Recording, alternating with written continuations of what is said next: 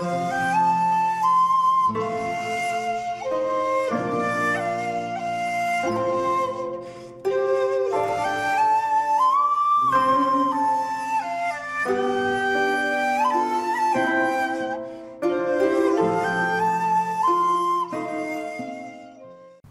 there, this is Solitary Ronan from Solitary Ronan Films, and welcome to another random review. Today we're going back to 1967 and Elio Petri's We Still Kill the Old Way, with Gian Maria Volonte, Irene Pappas, Gabriele Farzetti, and Salvo Randoni, as well as Luigi Pistilli. Names that you might not recognise, but if you watch enough Italian cinema and spaghetti westerns and Elio Petri films, you'll certainly recognise them, especially Salvo Randoni, who I think has perhaps been in almost all the Petri films I've seen. Unfortunately, I haven't seen all of the Petri films just because of availability. I was so happy to actually find a German Blu-ray of We Still Kill the Old Way. Now granted, if you look up We Still Kill the Old Way in IMDb, the British gangster film from 2014, which is a riff on Harry Brown with ageing gangsters taking down young yobbos, always comes up first. The same way remakes will always come up first because of recency bias, because who wants to watch films from the 60s? I mean, it's ridiculous. But We Still Kill the Old Way, the 2014 film, I should say, is not a remake of the Petri film.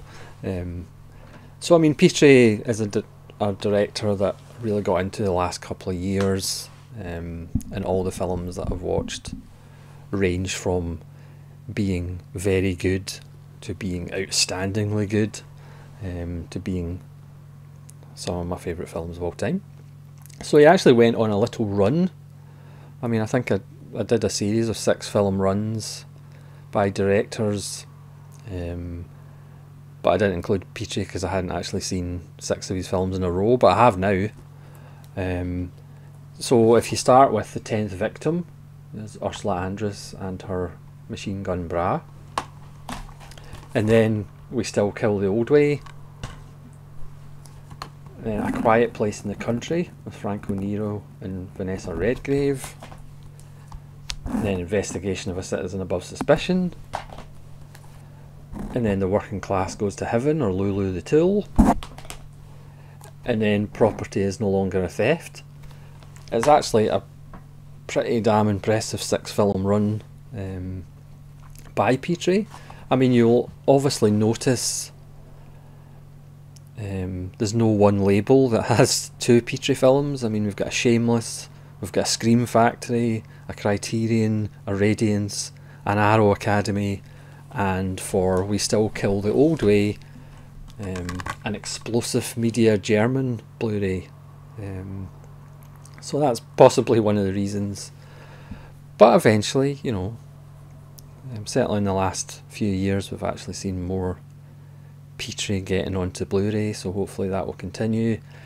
Again, sadly, died when he was 53, so he only made 19 films, and not all of them are actually features. So he didn't actually make that many features. But as I said, I've got 7, including L'Assassino, which is his debut, and they're all, for me, 4-star films and above. But let's talk about We Still Kill the Old Way. Co-written by Petri, who's one of the more political Italian filmmakers, leaning to the left, and of course that was in Volonte's wheelhouse, as he was certainly political to the left as well, and he would sometimes choose roles based on that. It was edited by Ruggero Mastriani, who it does seem edited probably every second Italian film from the 50s and 60s. You know, watching all these films, you might get the impression that Ruggero Mastriani was maybe the only editor in the Italian film industry, which obviously isn't true. But his name does crop up in rather a lot of Italian films that I've been watching in the last 2-3 years. So the film is really straightforward. as all Petri films are. It's about a group of 5 friends. We have a pharmacist, a doctor, a lawyer, a professor, university professor, played by Volonte, and a politician, I believe. And they're all friends, but the pharmacist has been getting death threats in those letters that are cut out, bits from papers and magazines. He's played by Luigi Pistilli, who, again, if you watch a lot of spaghetti westerns, you'll recognise him. He was one of the villains in The Great Silence, for example, but you'll recognise his face.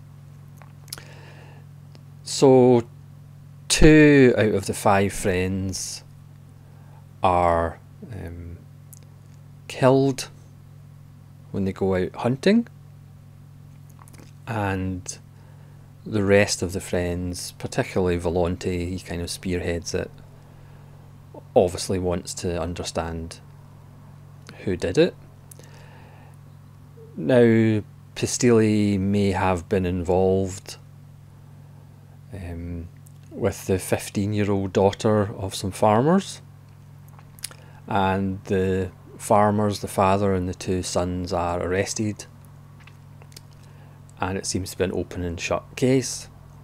But as Volonte kind of points out, the farmers are illiterate, so it would be quite difficult for them to copy, tear out, cut up words and paste them into an order that actually makes sense on these death threat letters. So Volonte keeps digging, and this leads to various factions, including the Mafia, including the church, the good old Catholic Church, and politicians who may or may not be corrupt getting involved to try and deter Volonte from finding out who and why his friends were killed. And that's as far as I'll go with the plot. But you can pretty much guess, as this is Petri, what the film is really about. The same way, even though he used kind of science fiction, The 10th Victim, you kind of knew what that film was about. It was an attack on consumerism and capitalism. Obviously property is no longer a theft, it's an attack on capitalism. Investigation of a Citizen Above Suspicion is about corruption and how power corrupts, specifically in the police force and the authorities. Obviously The Working Class Go to Heaven is about how management and how bosses exploit the working class. Only a Quiet Place in the Country, which is more of a psychological, more of a sexual politics film. But we know, if you're familiar with Petri's work, you know whatever kind of genre or whatever story he's telling, there's actually more going on. And again, this is, you know, another investigation. It's another thriller, mystery, if you like, but that's not really what Petri's interested in. The title comes from when Volonte goes and visits one of his politician friends. It's timed with a car bomb, and of course during that conversation after the car bomb, Volonte's like, well, in our town we still kill the old way, which is a lovely little point. Again, it's not necessarily, you know, the resolution that people might be happy with or expecting, which is always good. But again, it's more the journey.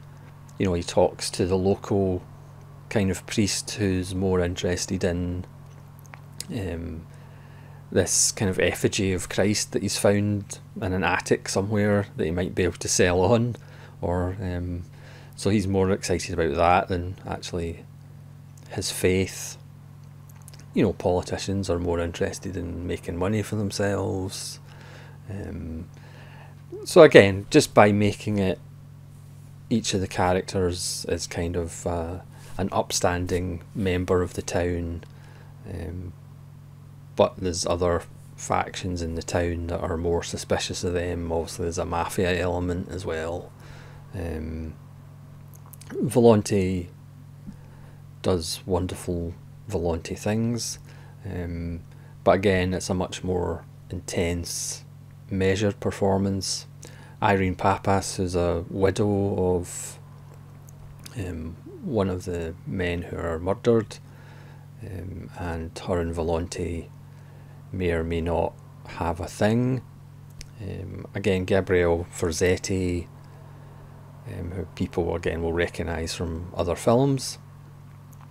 He's the lawyer that gets involved with the case with the farmer and his two sons, and he's also one of the 5 friends, so there's conflicts there.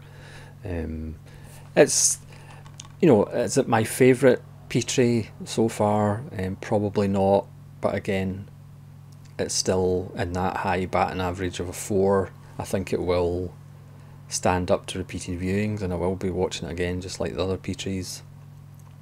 It's got a really nice score as well, not by Morricone, and again, because it's out in the countryside on the coast, so Petri uses landscapes really well.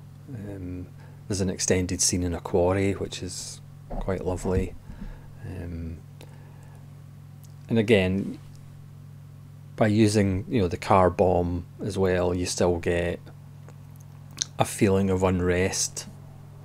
I'm not sure, 1967 is a little bit too early for the years of lead, but there's certainly something in the air, there's unrest in the air, both in, you know, the small coastal town, which were kind of introduced by the credits by a nice helicopter shot which turns into a nice crane shot, and also obviously in the city where there's the odd car bomb. So you do get this feeling of social unrest without it being too explicit, but it's just another wonderful Petri film.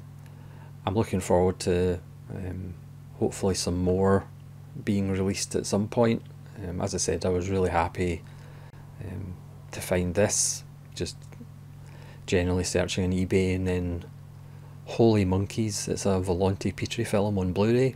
The print is excellent, and the extras, there's a little interview with one of the writers, and he talks about how there were almost, I mean, this is before Giallo really took off, but he kind of talks about, you could read it as almost a little bit of a Giallo, more of a political mystery. Perhaps obviously it doesn't have the body count of the usual Giallo, but it's an interesting kind of take on it. And there's trailers for other releases, so not a lot of extras, but for me the most important thing was it's another Volonte Petri film. And of course Salvo Randoni, as I say, you'll recognise him from other Petri films. He's the older balding actor. He gives a wonderful little turn, as he always does, especially in Working Class Goes to Heaven. He's fantastic in that as well. So that's We Still Kill the Old Way, not the British gangster film from 2014, but the Elio Petri Volonte film from 1967. So thank you very much for watching this random review. Please let me know if you've seen We Still Kill the Old Way and what you think of it, and hopefully you'll join me again for more random reviews. This is Solitary Ronin from Solitary Ronin Films, saying farewell.